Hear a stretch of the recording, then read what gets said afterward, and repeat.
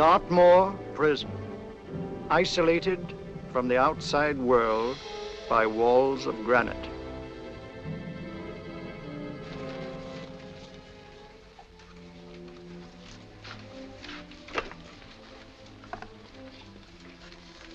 They say you could get out of here by merely telling what you know.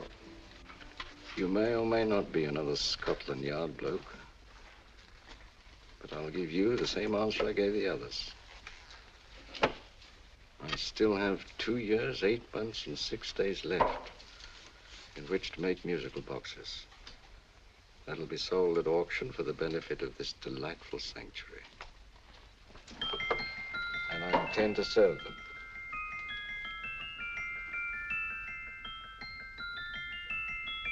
Move along. And now we come to the next object on our list, or I should say objects, because there are 3 of them.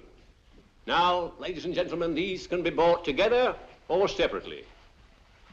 Now, these beautiful little musical boxes only arrived this morning, and I didn't intend to put them on the auction block until later, but I'm going to sell them now. So, good friends, as our old pal Mark Antony used to say, lend me your ears. And what do you hear? Right. The beautiful tinkle tinkle of a musical box. What a lovely trinket. What a beautiful gift.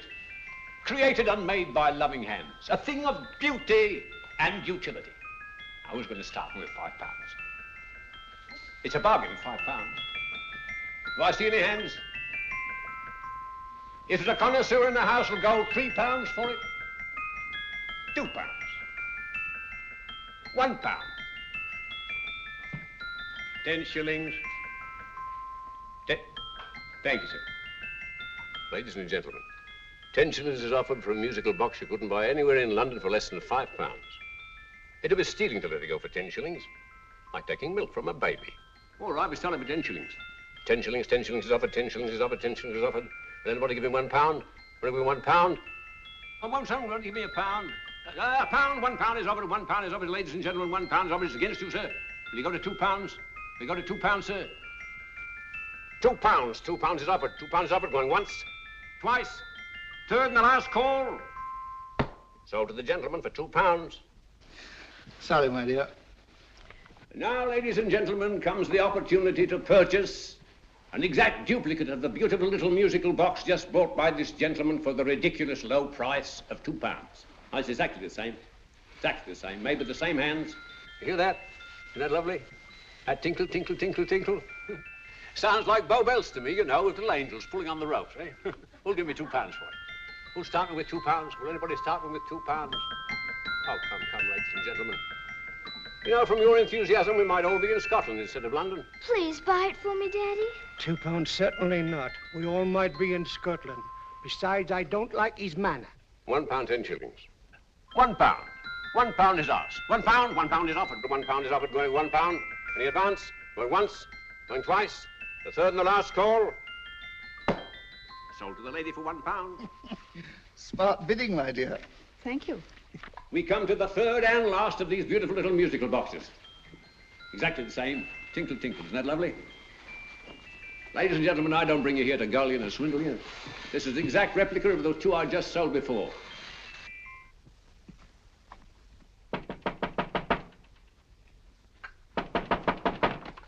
We're closed. But this is extremely important.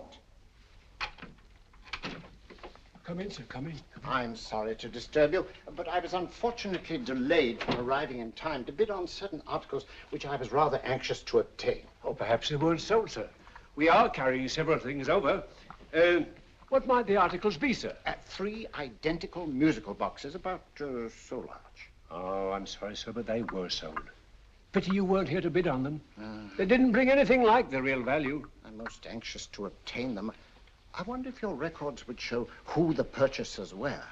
Oh, we don't usually give out that information, sir. For certain, shall we say, sentimental reasons, I'm most anxious to get in touch with the purchasers. I'd be willing to pay, shall we say, £5. Well, for certain sentimental reasons, sir, we'd be very happy to oblige. Alfred, today's sales. The 3 musical boxes. Musical boxes, oh. Ah, here we are. The first purchase for £2 from Mr. Julian Emery, 52 Portman Square. Write this address down, Alfred. Yes, sir. Second didn't leave any name. Well, how unfortunate. I think she's a dealer. You see, they don't like us to know where the things are going. On account of the profits. You say the second purchaser was a woman. Can you give me a description of her? Oh, she was a young woman, fairly tall, slender, had a light complexion and dark hair, and she was wearing A grey suit, don't you remember? That's right. She probably runs a gift shop. She paid £1. You say she comes here fairly frequently? No, I didn't say so. But she does, sir. Like as not, she'll come in on Thursday. We have sales on Mondays and Thursdays. Oh. And the third box? The third, Mr. William Kilgore, 143B Hampton Way. For 10 shillings. Quite a drop from £2. Mr. Kilgore was a Scotchman. Oh. Thank you. You've been most helpful. Oh, thank you, sir. And any time you're passing, drop in. We always have lovely things for sale. How card, sir? Thank you. I'll be back Thursday.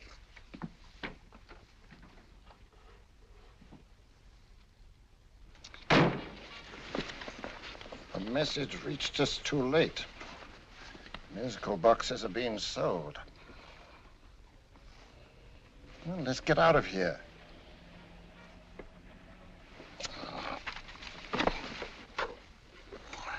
Someday you'll go too far. Reaching for a star, you fool. Yet a fool may touch a star, Colonel Cavanaugh, if he but reach high enough. But not possess it as you would. The musical boxes, they're being sold. What a pity for you, my dear Colonel. Is it my fault that the message reached us only an hour ago? Is it my fault that they were sold? You can't hold me responsible for that. Hope for your sake you're right.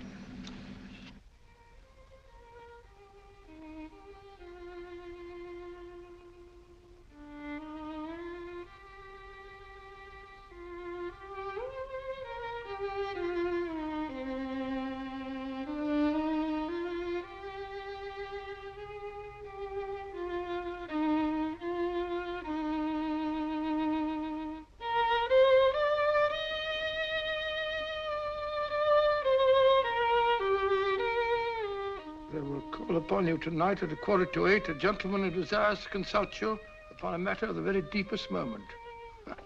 Remember that letter, Holmes? It was written over 2 years ago. An interesting case, devilishly interesting. Irene Adler. What a striking-looking woman from the brief glance I had of her. Seems only yesterday. What charm. What poise, and what a mind. Sharp enough and brilliant enough to outwit the great Sherlock Holmes himself. I take it the new issue of the Strand magazine is out, containing another of your slightly lurid tales. It is indeed. And what do you call this one? I call it A Scandal in Bohemia. Not a bad title, eh? If you must record my exploits, I do wish you'd put less emphasis on the melodramatic and more on the intellectual issues involved. More on the What do you mean by that? Well, I do hope you've given the woman a soul. She had one, you know. By the woman, I suppose you mean Irene Adler. Yes. I shall always remember her as the woman.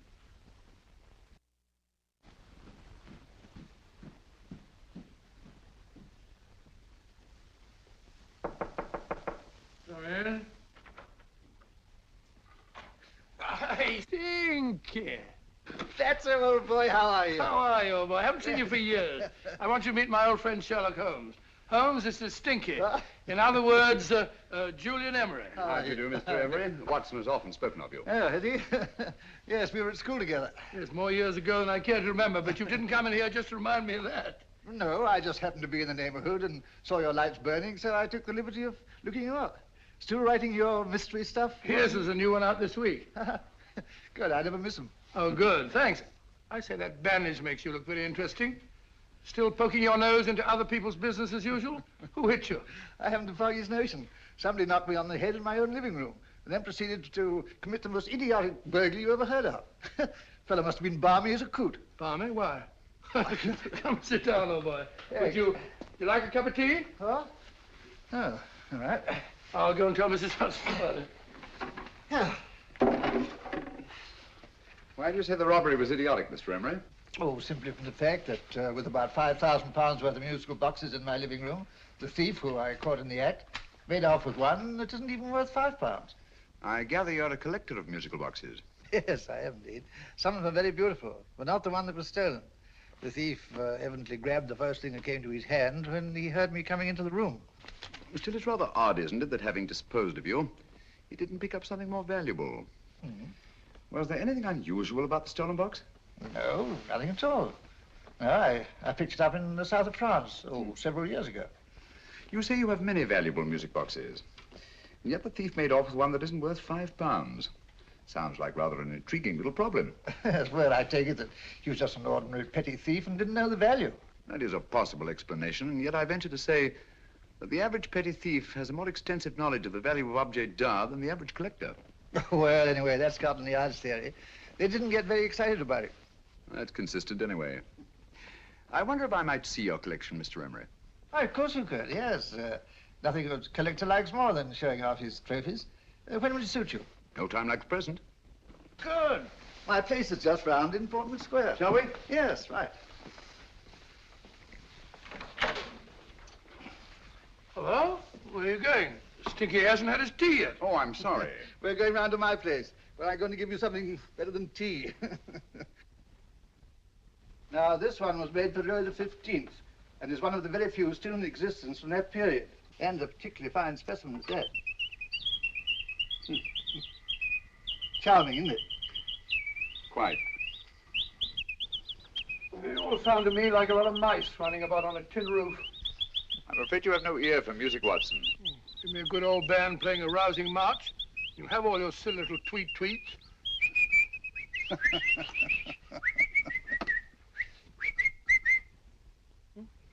Another one. Gracious me.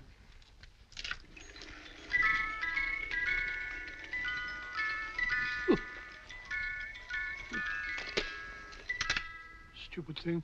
Singing rabbit.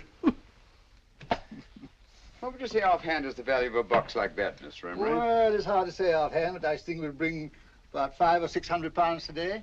It's the gem of my collection. Yet a thief who steals an oddity like a musical box passes up one worth £500 for one of almost no value at all. Odd. Very odd. What was the stolen box like, Mr. Emery? Oh, just a plain wooden box about so big. As a matter of fact, I have one over here almost exactly like it. I picked this up yesterday at an auction room in Knightsbridge.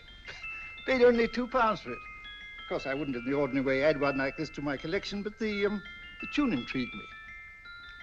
I'd never heard it before.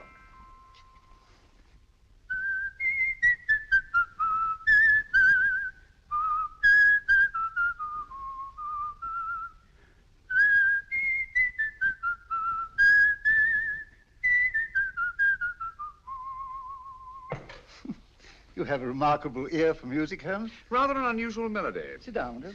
Thanks. You say you bought that box at an auction sale yesterday? Yes, the Gaylord auction rooms in Knightsbridge. Run by old, what's his name? Crabtree. That's the man. At what time was the robbery committed? Oh, about 3 o'clock this morning. You know, Mr. Emery, that box and the robbery might well be cause and effect, especially since you say that the stolen box outwardly resembles this one a great deal. And Scotland Yard were not particularly interested, eh? Oh, yes, but I wouldn't blame them for that, especially as I told them I was quite unable to describe the thief, except, of course, for the fact that it was definitely a man. All you remember is that you came in here and someone struck you on the head. Yes, and the next thing I knew, my man was trying to revive me. It might be wise for you to put that box away somewhere and lock it up. Oh, I don't think that's necessary. Besides, everything's insured. Well, at least if any further attempts at robbery are made, I'd suggest that you call the police, rather than running into any personal danger. Oh, come, Holmes, aren't you being a bit of an alarmist? Possibly. I must agree with old Stinky. Seems to me you are making rather a mountain out of a molehill. Molehill is the word, old boy, and it's time you were in bed. Thanks so much for letting us see your place. Now, it's been glad meeting you. Holmes, I can't understand why you were so mysterious. Seems to me the petty thief explanation was the only sensible one. Really? Yes, I can't see how you can believe it was anything else. I didn't say I believed it to be anything else. The petty thief theory is the obvious one, I grant you. However, it's often a mistake to accept something as true merely because it's obvious.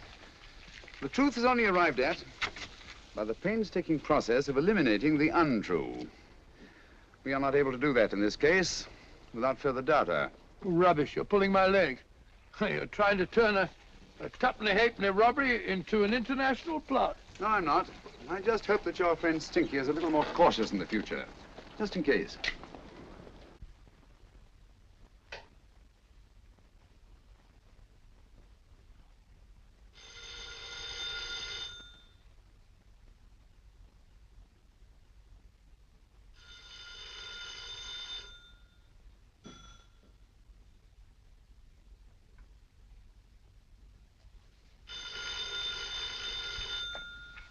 Hello? Yeah? Julian Emery here. Who? Why, of course I remember you, Mrs. Courtney. Yes, you're the one bright spot at that appallingly dull affair of Lady Sanford's. Huh? Of course it isn't too late to come round. Yes, I shall be delighted to give you a drink. I tell you what, come straight up and I'll leave the door unlatched.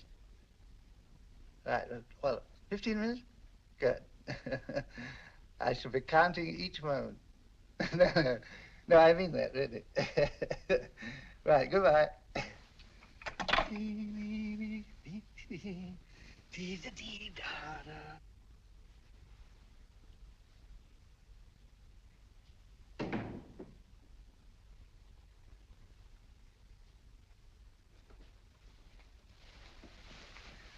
Boo! Oh, you startled me. Did I? Yes. Must be the pixie in me. I know I shouldn't have called you so late, but I was at a party just around the corner, and I remembered your invitation to see your collection of musical boxes. My dear Mrs. Courtney, pleasure is all the greater for being so unexpected. My friends call me Hilda. Thanks. Mine called me Stinky. Stinky, how quaint. Oh, what a perfectly wonderful collection of musical boxes. You know, when you told me you had a collection, I had no idea it was so attractive. Yes.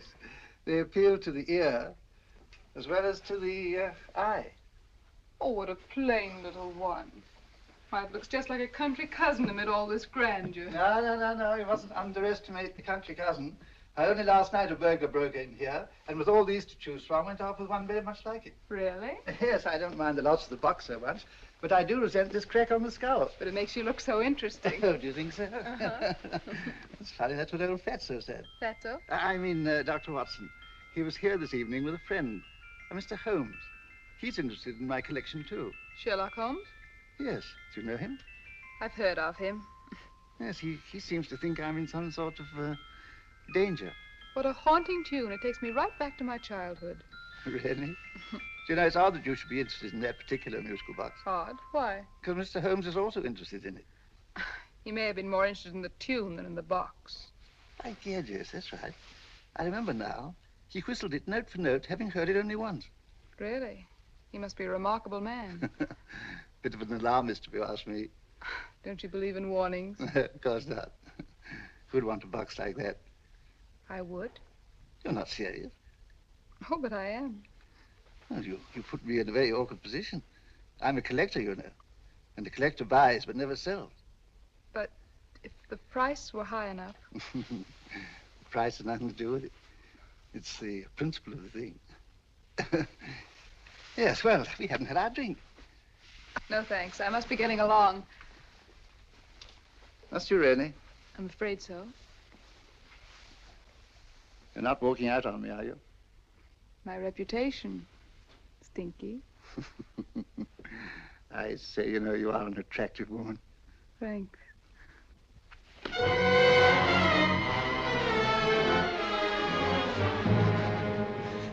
You fool. I told you to wait outside. What did you have to kill him for? All I had to do was walk out with this. He held you in his arms. Don't touch him. Don't touch anything. Now get out. I'm sorry. You're sorry. What about me? This is murder. What about Scotland Yard? What about Sherlock Holmes? Now get out!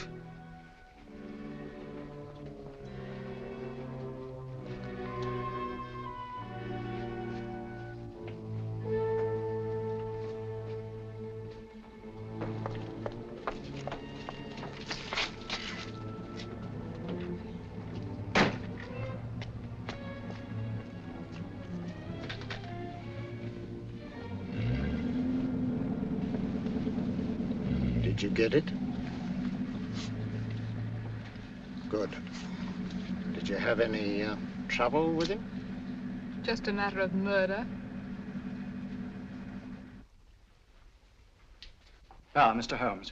Hopkins? Thanks for coming so promptly. Inspector Lestrade suggested that I call through to you. Mr. Emery was the client of Mr. Holmes, Inspector. Indeed. You didn't mention that when I telephoned you, Mr. Holmes. Well, not exactly a client, Inspector. Sergeant Thompson? He was killed between the hours of 11 and 2 o'clock this morning, Mr. Holmes. Must have been someone he knew, someone of whom he had no suspicion. Poor old Stinky. It's all my fault. I should have prevented this. Well, it's no time to start talking about that now, Doctor. Apparently it's gone. That's the second attempt on the musical box that Emery bought at the auction sale. And this time it was successful. But that box was only worth £2. It was worth a man's life, Watson. I think we'd better pay a visit to Gaylord's auction room and that fellow Crabtree. Inspector, may I suggest that you make a complete search of this flat for a small, plain, musical box about that size? Thank you. Come on, Watson. You say the first box went to Mr. Julian Emery. The second to Mr. Kilgore, 143B Hampton Way. And the third to the unidentified young lady who presumably has a shop and lives near Golders Green. That's right, Mr. Holmes. Isn't it rather strange, Mr. Crabtree, that you should have had 3 identical musical boxes all playing the same tune? Where'd they come from? Dartmoor Prison. Dartmoor? Yeah, we get a regular shipment from there every month. The inmates manufacture them. Well, they make all kinds of things, you know, pipe racks, waste paper baskets, musical boxes. Did you happen to notice if anyone showed any particular interest during the auction in the purchasers of these 3 boxes? Oh, come now, Mr. Crabtree. This is very literally a matter of life and death. Well, since you put it that way, Mr. Holmes, there was a gentleman came in here about an hour after closing time, and he was in an awful state, he was. He gave me £5 to tell him where the boxes had gone to. He said they had a sentimental value for him, sir. Expensive sentiment. Can you describe him? He was tall, distinguished looking, and he had grey hair and a moustache. He was quite a gentleman, sir. What was his reaction when you were unable to supply him with the address of the young lady who owned the shop? I told him the young lady usually come back on Thursday. He said he'd come back on Thursday. Now, that's tomorrow. Thank you, Mr. Crabtree. You've been very helpful. Thank you. Come along, Watson. Where are we going now, Holmes? To the home of Mr. Kilgore, the man who bought the 3rd box.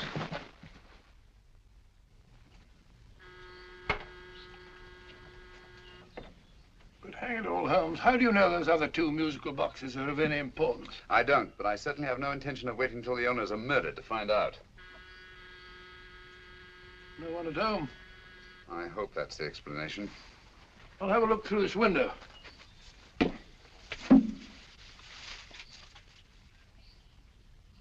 Doesn't seem to be anyone there. The whole place seems deserted as far as I can see. Yes. Mr. and Mrs. Kilgore at home? No. When do you expect them? Oh, in an hour or so. There's no use your hanging about. They don't buy nothing from peddlers. Peddlers? My good woman, this is Mr. Sherlock Holmes. Sherlock Holmes? Oh, go on. Do you mind if we come in and wait? My business is rather urgent. Well, I've got to go out and do my shopping. And I don't know as Mrs. Kilgore like any strangers nosing about. Quite all right, I assure you. Well, I've got to be off. You two wait in the parlor. And no smoking either. Mrs. Kilgore says it smells up the house. Funny old girl, Holmes.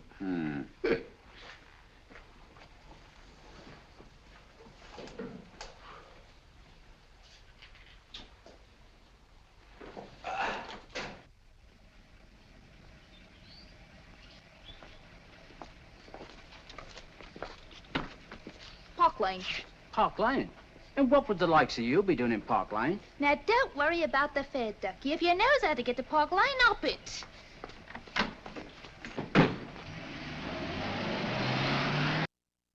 You know, Holmes, I've been thinking. There must have been something hidden in that box of old Stinky's. Stolen jewelry, possibly. What's up, Holmes? Listen. What's just the steam in the water pipes?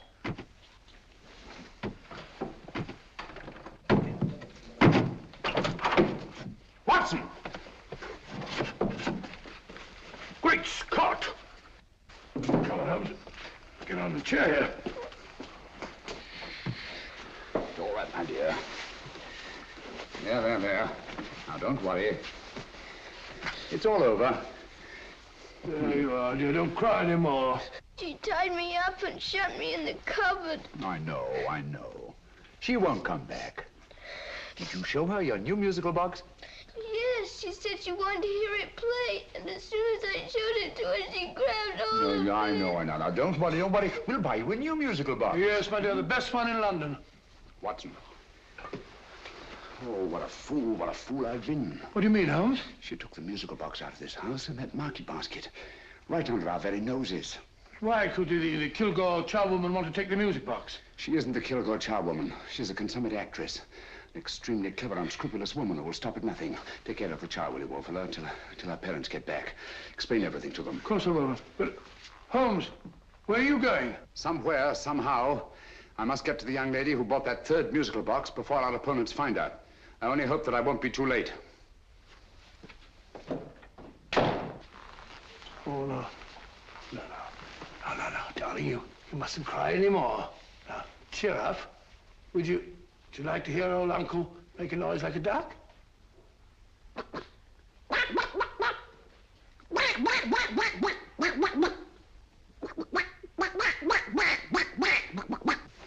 Oh, sorry.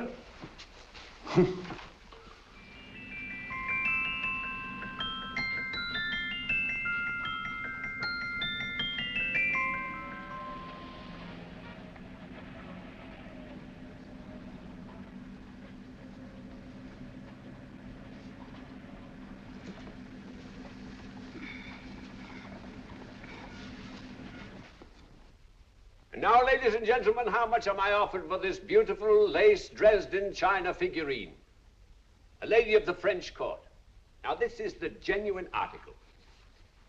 What a beautiful ornament for your mantelpiece. Or you could use it as a centerpiece on the dining room table. Now, will somebody start me for £10? Will somebody start me for £10? £8? £7? All right, £5 is offered, £5 is offered, £5 is offered, £5.10, £5.15, £5.15. £6 is offered, £6, going once, going twice. The third and the last call. Have you all done? Sold to the lady from Twickenham for £6. Next, we have a real museum piece, ladies and gentlemen. A fine 19th century doll. The costume an exact replica of the holiday clothes worn by the Hungarian peasant women. Now, ladies and gentlemen, an article like this would cost you from £15 to £20 in a West End shop. I'm not going to ask you for anything like that. Who'll give me £2 for it? £2. Anybody offer me £2? £2 for the Hungarian? £2? £1. What? Anybody give me £1? Anybody offer me £1 for the doll? £1 is offered, ladies and gentlemen. £1 is offered. Now, I'm not going to waste your valuable time or mine in trying to get one half of what this beautiful doll is worth. If the young lady can steal it for £1, that's her good fortune. So it's going once, it's going twice, the third and last call. Any more? Sold to the young lady for £1. And now, ladies and gentlemen, may I draw your attention to something which may be a great surprise to you, worthy of any collection. The only other one like it is in the British Museum. It's a Ming vase of the 7th dynasty. This vase lay in a large collection somewhere outside Rome for over 2 centuries, I understand. It was discovered there by the noted antiquarian, Sir Andrew Coppleston. Now, some of you may remember Sir Andrew Coppleston. Besides being a noted traveller and antiquarian, he's also a gentleman rider.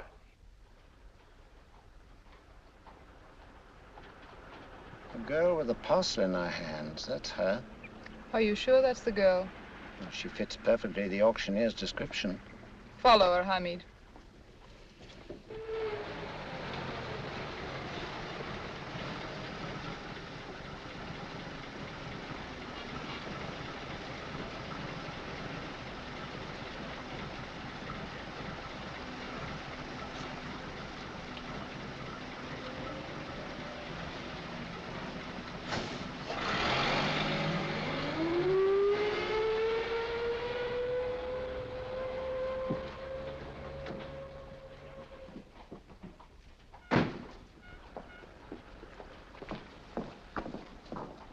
It's lovely, dear. And only £1. We can get at least 3 for it. Easily. I'll go make some tea. I could do with a cup. Right.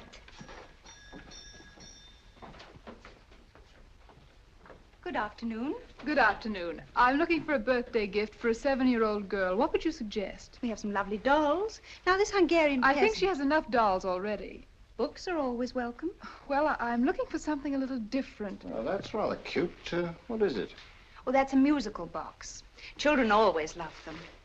And this is an exceptionally nice one. It plays many tunes.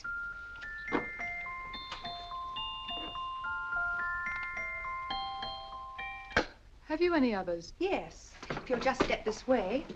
I have only 2 left.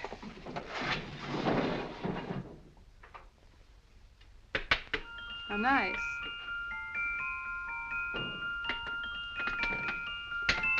Are you sure this is all you have? I'm sorry. They're rather hard to find, you know. That's our entire allotment. I did have one other, but I sold it earlier this afternoon. But it was only a plain wooden one. It wouldn't have been a very nice gift for a child. Really? Do you happen to know who the purchaser was? Why, yes. He left his card, just in case anyone should inquire for him.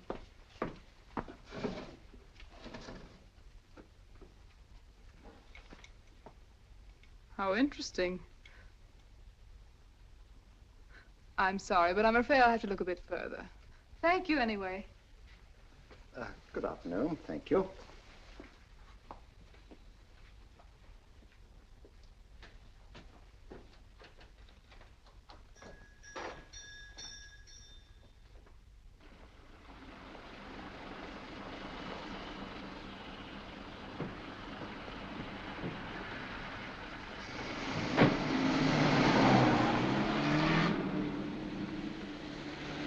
Heavy! Follow that cab. Here, now, what? Scotland Yard. Hop in.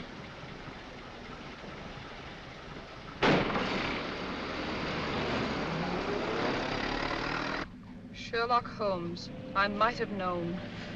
We thought we were the hunters, instead of which we're the hunted. We've been fools. We played right into his hands. Of course. He's had us followed. Don't look. The man in front of the toy shop. Hamid. Turn sharp right at the next corner and again at the next.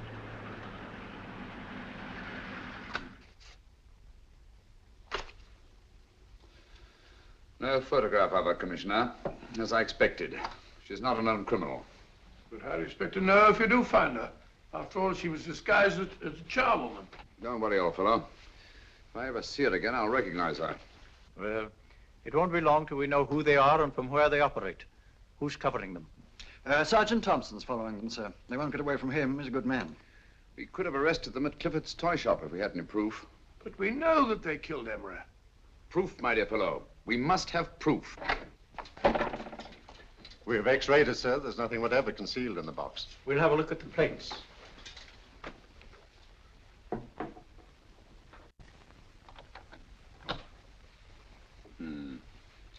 There must be some clue. And it's probably so obvious that we've all overlooked it. Seems to me we're up against a bunch of lunatics. Not lunatics, my dear fellow. Extremely astute, cold-blooded murderers. What can these little musical boxes have in them that's so important? Don't forget, they were made in Dartmoor prison. You can smuggle stuff into prison, but not out. Do you want us to break the box apart, sir, to see if there's anything the x-ray hasn't caught? No, not yet. Do you mind if I take it? Certainly. Thanks.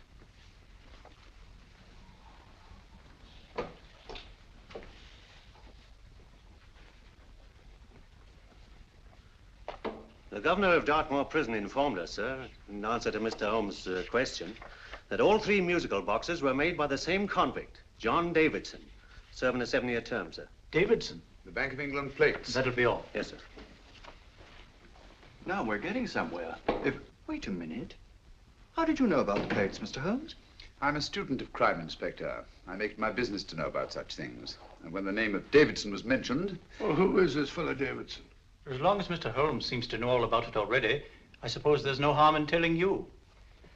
2 years ago in London, there occurred a robbery of such tremendous importance, although the stolen articles themselves have no intrinsic value whatsoever, that the Home Secretary was instrumental in seeing that not a word of it appeared in any newspaper. But you never told me anything about this, Holmes. You were away at the time. Articles of no intrinsic value and yet of such importance? I don't understand.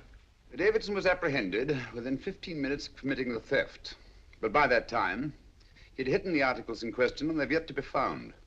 Before going further, Dr. Watson, I must inform you that this matter's not to be mentioned outside of this room. Of course not. Do I look like a man who'd gossip?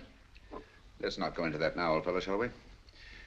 Davidson had been employed for years in a position of extreme trust by the engravings department of the Bank of England. The articles he stole were nothing less than a complete duplicate set of plates for printing £5 notes. What? The Bank of England's own plates? Precisely.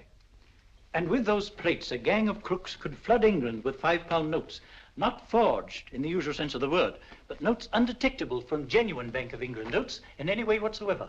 Good heavens. Any whisper at all might have resulted in enormous damage in shaking public confidence in the Treasury. We tried everything after we arrested Davidson. Offered him a shorter sentence if he'd tell us where he'd hidden the plates. Why, we even put in Scotland Yard men with him as cellmates, but no results. Obviously, Davidson is a man of strong character and infinite patience. Yet suddenly he feels impelled to smuggle out the secret of the hiding place of the plates to his confederates. Why? I don't understand, Mr. Holmes. Well, for example, has the Bank of England made any plans to radically change the design of the £5 note so that in, say, 7 years from now, notes made from the stolen plates would be worthless? Confidentially, Mr. Holmes, such a move was discussed. But replacing all the £5 notes in circulation would be such a Herculean task that nothing's been done about it as yet. I see. Of course, there is another possible explanation. Davidson didn't have much time to find a hiding place before he was captured. He may be afraid that the plates will be accidentally discovered before he's released. Hence his anxiety to communicate their whereabouts to his confederates as soon as possible. I believe you've hit it, Mr. Holmes. I'm sure that the message is contained in this musical box. Or rather, in all 3 musical boxes, since possession of all 3 seems to be essential. Our opponents have 2/3 of the puzzle, we have 1/3. Well, what are you going to do, Holmes? Try to deduce the message from the 1/3 that we have.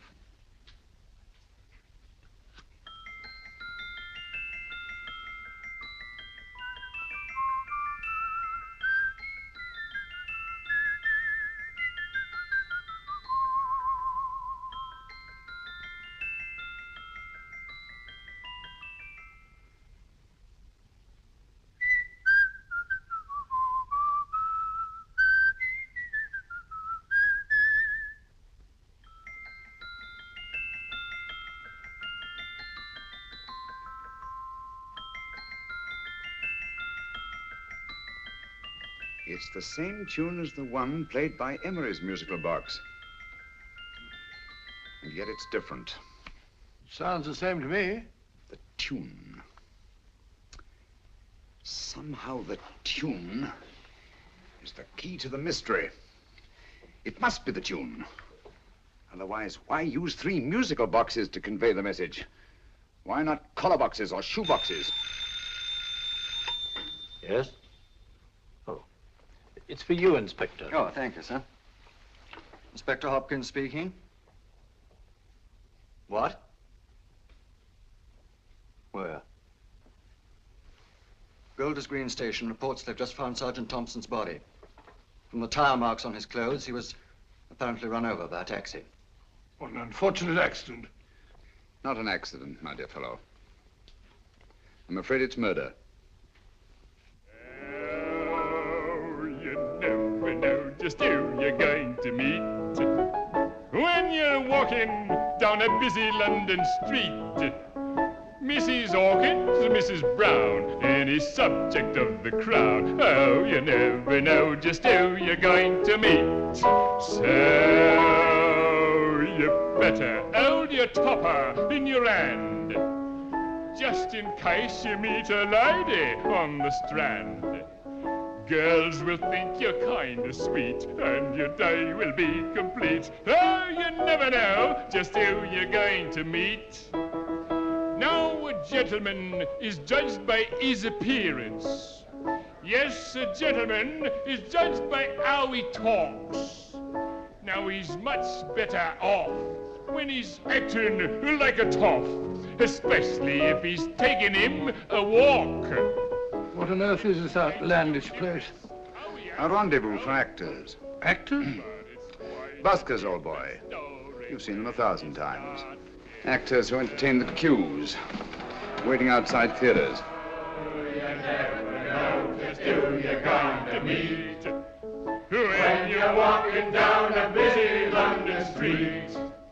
So you better wear your best velvet ties to look your best, 'cause you never know just who you're going to meet. So you better keep your manners right in view, just in case a lady gives a how'd you do. Keep your trousers in a pleat, shine your shoes and keep them neat, 'cause you never know just who you're going to be. Blimey. Mr. Holmes. How are you, Joe? Never met him. And yourself? Fine, thank you. I want you to meet a friend of mine, Dr. Watson, Joe Sisto. Oh, well, any friend of Mr. Holmes is a friend of mine. Hi, Joe. He did me a good turn once that I'll never forget. Yes, I cleared Joe of a most unpleasant charge. Murder, no less. Oh, really? By proving to the satisfaction of the police that he was busy at the time blowing open someone's safe. That's right, Governor. Good gracious me. Joe, now you can help me. Come on, buzz off, buzz off. Come on, up it, up it. Can't a gentleman have some peace and quiet around here? And you too. There you are, Mr. Holmes. Now we can have some peace and quiet around here. Thank you, Joe. There's £5 in this for you. Well, I wouldn't want to take it on myself, sir, but I can get somebody to do it for you for half of that. You don't know what the job is yet. For £5? Murder, ain't it? What? No, Joe, not murder, just music. I want you to identify a song for me. Oh, there ain't a song that's been written that I don't know. That's why I came to you.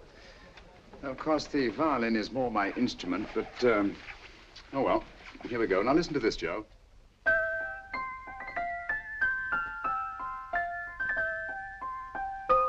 Wait a minute. You're playing that wrong. That should be E natural, not E flat. You know the song? Oh, yes. It's an old Australian song called, The Swag Man. But you're playing it all wrong. That's what I hoped you'd say. Now, listen again, Joe.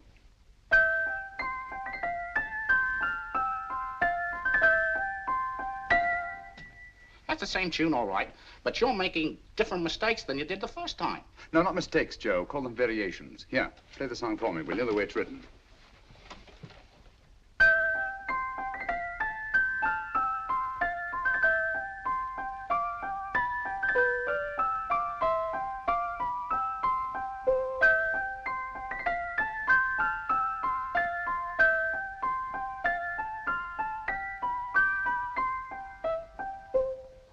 There you are. Thank you, Joe. What's it mean, Holmes? Are you onto something? Perhaps. I don't know yet. It's probably a code of some sort. Joe, could you write the song down for me, the way it was originally written? Oh, sure, Mr. Holmes. But it'll take a few minutes. Mm-hmm. Here, Mabel. Pale ale. Come on, up to it. Along with it.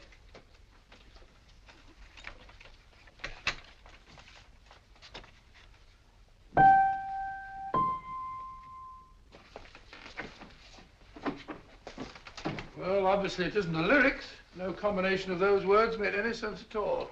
The variations in the way Emery's musical box played the tune are different from the variations in the one we have. You sure? Quite.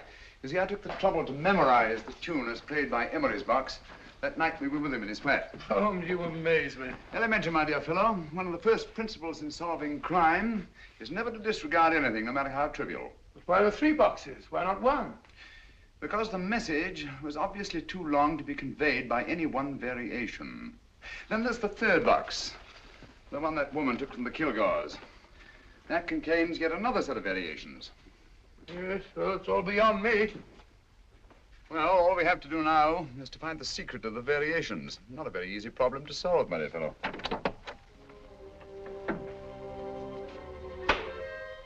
Hello. What's up? We've had company.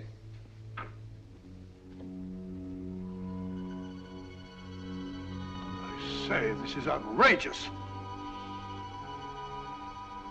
Ask Mrs. Hudson to come in here, will you? Right.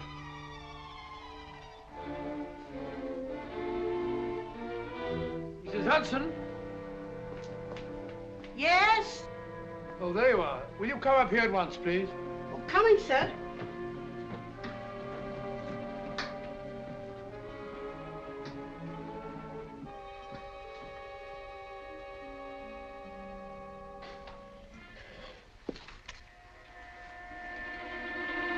Mercy me, Mr. Holmes. What has happened? Who called while we were out, Mrs. Hudson? Just a young lady. The one who said you wanted her to wait for you. And a nice-looking old gentleman with Our her. friends again, Watson. Friends? What did the young lady look like? Oh, I couldn't see her face. She had a heavy black veil on. But she had such a nice way with her. Oh, I'm sorry, Mr. Holmes, if I've done anything wrong. But you did say I should always let clients come in and wait for you. Don't worry, Mrs. Hudson, don't worry. You had no way of knowing. It's quite all right, quite all right. Now, don't worry, Mrs. Hudson. Don't worry. Well, where on earth's the musical box? They didn't get it. Didn't get it? Where is it? It's in your hand. Huh? In that biscuit jar. Take the biscuits off the top. Now put your hand inside, and you'll find the music box. Well done, Holmes. Well done. Amazing.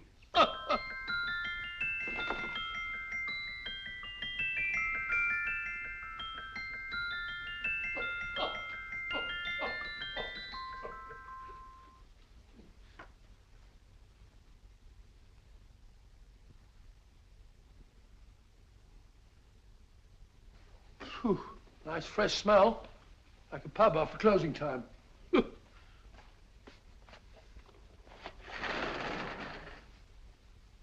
I say, Holmes. What? It's morning. Allow me to congratulate you on a brilliant bit of deduction.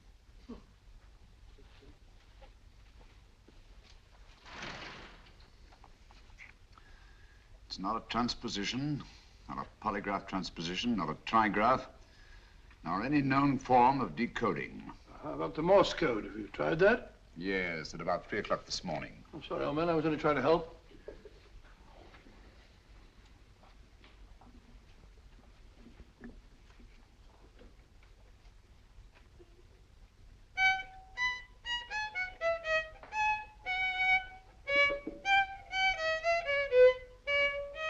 Oh, do me a favor. Not again. Must have heard that thing 1,000 times. Kept me awake all night.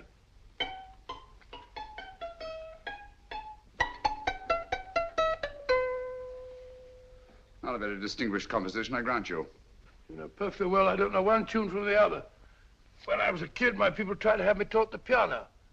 I've always felt sorry for that old teacher of mine. The poor old girl finally reached the point of numbering the keys for me. 1, 2, 3, 4.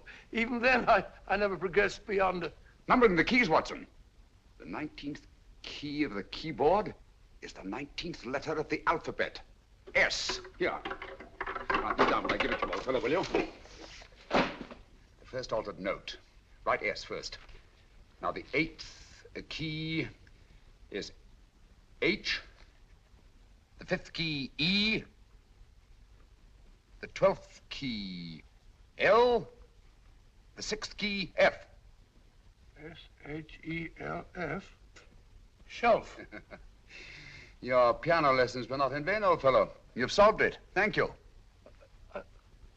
Thanks, old bean. Hold it. We now have 2/3 of the message. Behind books, 3rd shelf, secretary, Dr. S. Presumably, these are the first and second portions of the message. And this gang has the first and third parts of it. Precisely. Then it's a stalemate? Yes, Commissioner, but we can't leave it like that. There's no doubt in my mind that they'll try to secure our third of the message that's missing. Well, I assume you've taken every precaution to guard the Clifford music. Oh, yes, it's carefully hidden at Baker Street with Dr. Watson on guard. However, I'm reasonably certain that, difficult as it may be, we can find the plates even without the missing part of the message. Behind books, 3rd shelf, secretary, Dr. S. Well, outside of the fact that Davidson hid the Bank of England plate somewhere in London, Mr. Holmes, I don't see that we've progressed at all. Allow me to point out to you, sir, the key words Dr. S. It looks as if the plates were hidden in the house of the doctor. Whether S stands for his first or last initial remains to be determined by a process of elimination. Well, there must be 10,000 doctors in London with S for a first or last initial. Precisely. And every one of them will have to be questioned in person. That's why I say this is a task for Scotland Yard. It's a task, all right. But Scotland Yard has searched worse haystacks and found the needle. Well, for the time being, I'll leave the matter in your hands, gentlemen. We'll call you if and when we get a lead on our mysterious Dr. S. Thank you. In the meantime, I intend to follow up a little clue concerning a cigarette.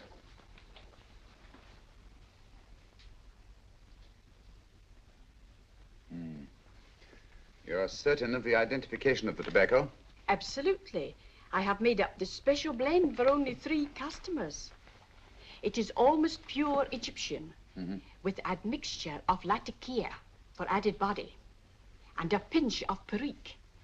Merely a whisper, as one might say, for elusive fragrance. Yes. And the 3 customers? Major Wilson in Bombay, India. Mrs. Catherine Leamington Smith in Ireland. Yes, and the 3rd? Mrs. Hilda Courtney of Park Mansions, Bryanston Square. Thank you. Thank you very much. You've been most helpful. It is a pleasure to have been of service, Mr. Holmes.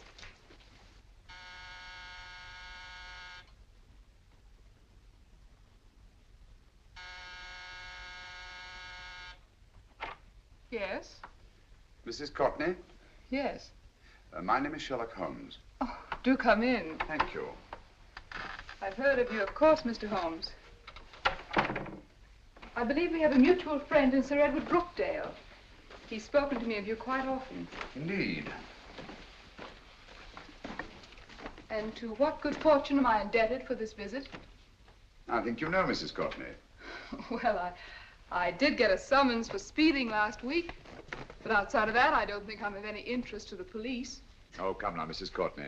You seem to forget that you and I have met before. I'm sorry. I'm sure I would have remembered meeting the great Sherlock Holmes. Please sit down. Thank you. You say we met before. Yes. At the home of Mr. and Mrs. Kilgore, 143B Hampton Road. Kilgore? I don't think I know anyone of that name. Well, I didn't say you knew them. As a matter of fact, you called on them when they were out. I don't understand, Mr. Holmes. Really? And you were dressed rather differently. Indeed. Cigarette? Thank you.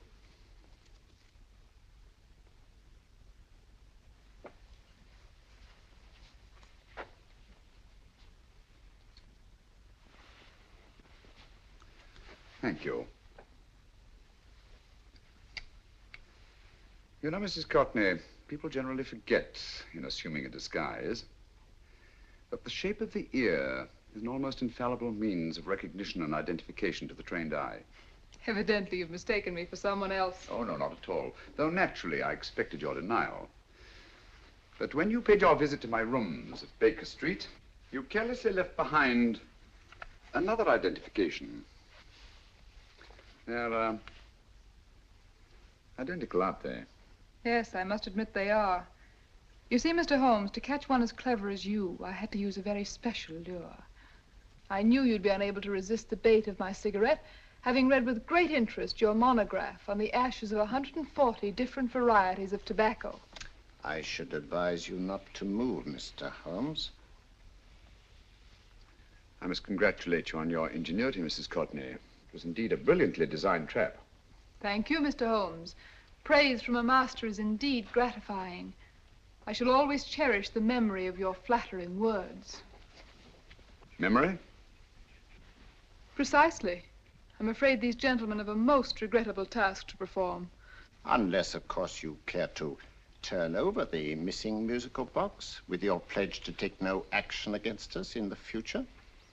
I'm afraid that will be impossible. I thought that would be your answer. Hamid! Careful! Careful. There's no need to be unnecessarily rough with our distinguished guests. You realize, Mr. Holmes, that your demise will not take place here. The corpus delicti, you know. Well, naturally. Shall we go? So fearfully awkward having a dead body lying about. Don't you agree, Mr. Holmes? Another dead body shouldn't weigh too heavily on your conscience, Mrs. Courtney.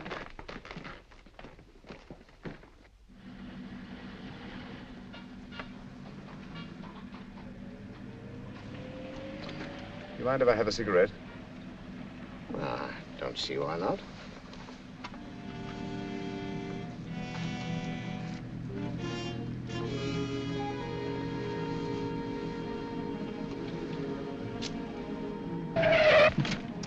Be careful, Hamid. It's the brakes, they bind. Thank you, Colonel Kavanagh. It's very considerate of you.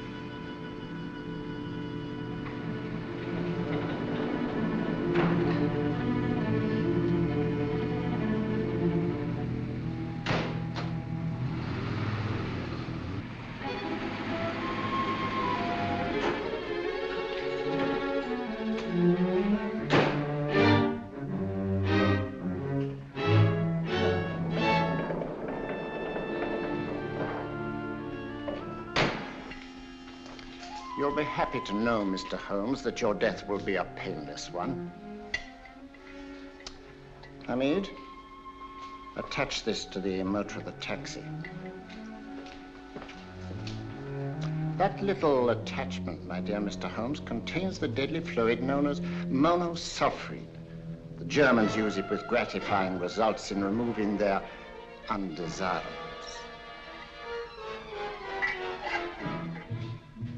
Start the motor.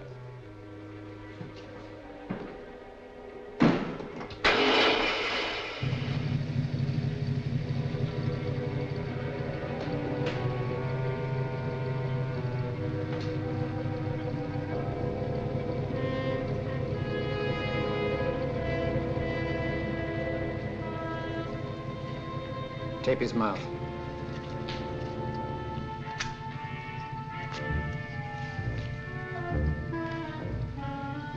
Now, up with him, Hamid.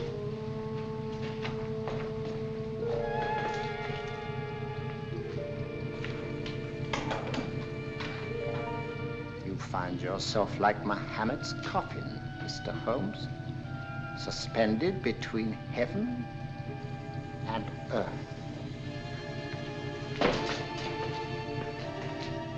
Plenty of fuel in the tank? Good. It would be too bad to have anything go wrong through so simple an oversight.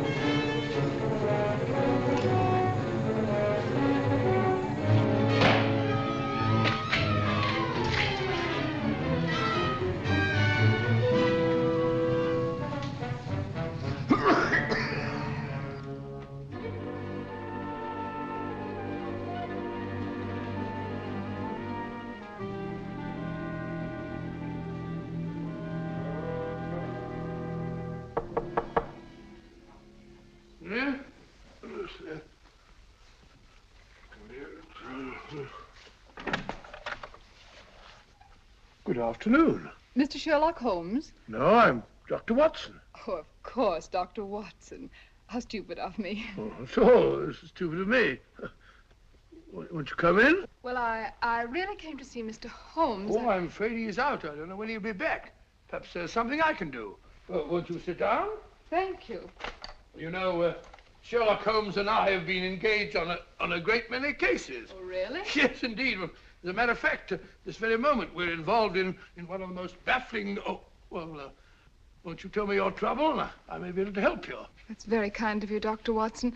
Perhaps if I wouldn't be imposing too much. Imposing? Oh, there's no imposition. No imposition at all. A pleasure, I assure you. Now, tell me all about it, Miss Williams. Mrs. Williams. I live in Surrey, Dr. Watson, and I've come up to London in sheer desperation. My only sister has disappeared, and the local police seem utterly unable to find her. Well, Holmes and I solved a case exactly like that once.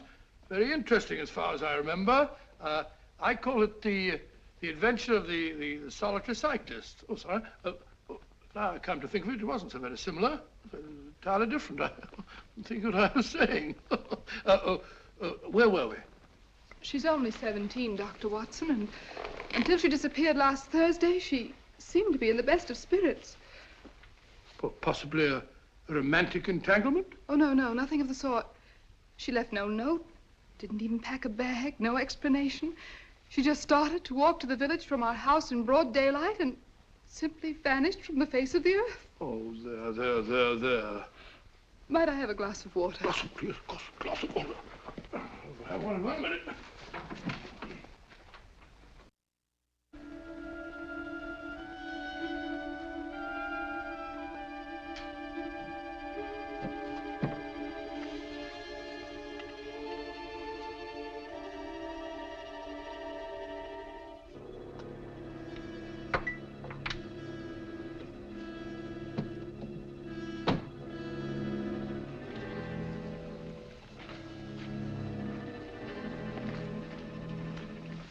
There you are, my dear.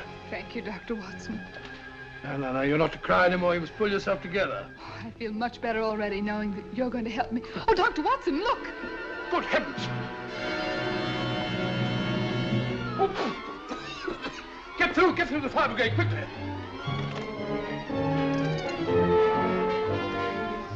Haven't you a fire extinguisher? By George, we have in the kitchen here.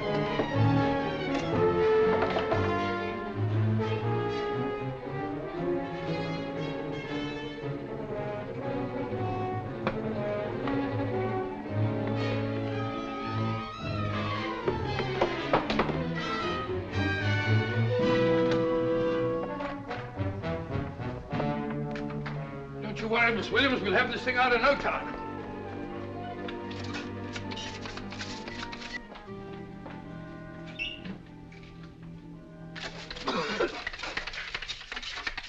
That's got it. Get some air.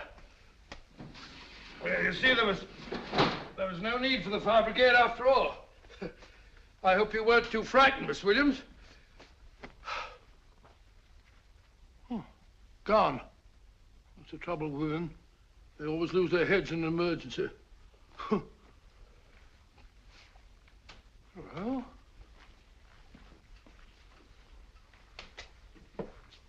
A musical box. Great Scott! Miss Williams!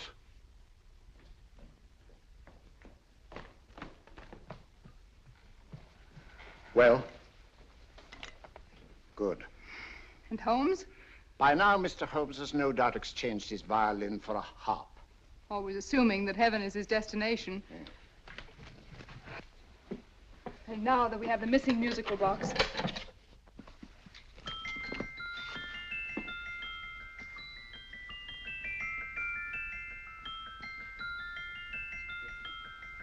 Nineteenth note. 19th letter. Yes. He hasn't been there, you say? Holmes, where on earth have you been? I've been trying to get you at the club, at Scotland Yard, all over London. You were looking for me in the wrong places. Holmes, terrible things happened. I've been duped.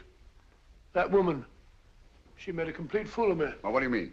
Well, she came here, let off a smoke bomb. I thought the whole place was on fire, and my first thought was to save the musical box. No need to say any more. She has the box. Yes. Don't blame yourself too much, old fellow. She's an extremely clever antagonist. Smoke bomb, you said? Well, you can console yourself with the thought that your charming friend is at least a reader of yours. What do you mean? If I remember correctly, you wrote about my little experiment with smoke and the cry of fire in a story you entitled A Scandal in Bohemia, which has just appeared in the Strand magazine. All right, old boy. Don't rub it in. Well, it may cheer you up to know that you made a fool of me, too. That cigarette stub was planted here for one express purpose. You're going to bandaging around this place. Bandaging? What's the matter, Holmes? You hurt? Explanations will have to wait until later. At the moment, we're faced with a problem which I fear is insurmountable. Come over here, old boy, will you? Right. Our opponents are in possession of all three parts of the code. And here are we, while the Bank of England plates pass into their possession. Cheer up, old fellow, cheer up. As Dr. Samuel Johnson once said, there's no problem the mind of man can set that the mind of man cannot solve. What's that, old fellow? I was just quoting Dr. Samuel Johnson. He said there is Thank you, Watson, thank you. Leaving the front reception room, we come into the main hall, where Dr. Johnson was in the habit of passing through to have his meager meals in the dining room opposite, in company with his friend and biographer, James Boswell. We will now pass up the stairway, which remains in its natural wood finish, just as it was when the good doctor was here. The framed etching on the wall is believed to have been presented to Dr. Johnson by the distinguished painter, Sir Joshua Reynolds. I've been told here that picture was given in by Mrs. Thrale, and it's definitely not a Reynolds. Is that important, my dear? Oh, I'm sorry. This way, ladies and gentlemen, please, this way. Move along, children, move along. The secretary's not on this floor. Patience, Hamid. I have a feeling My that... dear Colonel, with Sherlock Holmes out of the way, what could go wrong?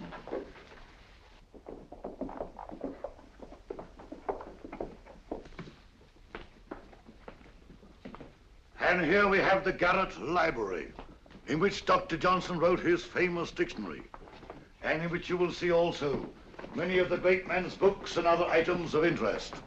Step forward, ladies and gentlemen, please, step forward. Standing in the corner is the secretary, which contains many of the original works by the literary genius. On this table, Dr. Johnson's cat, Hodge, used to sleep while his master worked. A strange thing about this cat, ladies and gentlemen, was its love of oysters. They do say that the dear doctor often went hungry to find the cat that delicacy. What a pity. Now we will visit the grey room, which is immediately below us, in which you will see the very bed in which Dr. Johnson died. What did he die of? Gout. Just gout. This way, ladies and gentlemen. Mind the steps, please.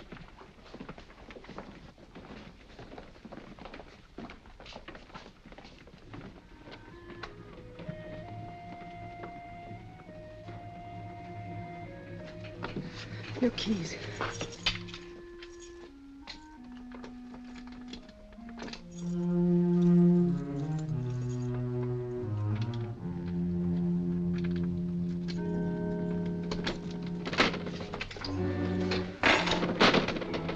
Third shelf up.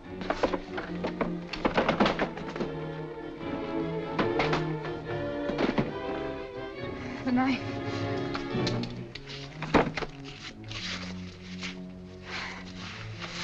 Gentlemen, the Bank of England plates. Well, Mrs. Courtney, so we meet again. No, I shouldn't do that if I were you, Colonel Cavanaugh. I must congratulate you, Mr. Holmes. You're far more clever than I thought. Thank you, Mrs. Courtney. Praise from you is indeed gratifying. I shall always cherish the memory of your flattering words. Memory? Oh, thank you. And now I have a most regrettable task to perform.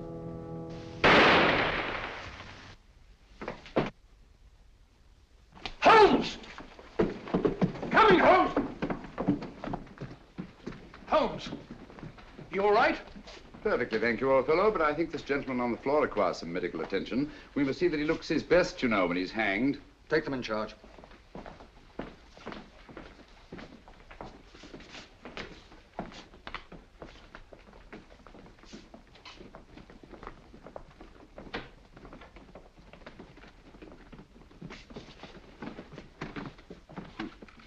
A brilliant antagonist. It's a pity her talents were so misdirected. Will you see that these plates are returned to the Bank of England, Inspector? I still don't understand how you solved it, Mr. Holmes. It's entirely due to Dr. Watson. He gave me the clue when he mentioned Dr. Samuel Johnson.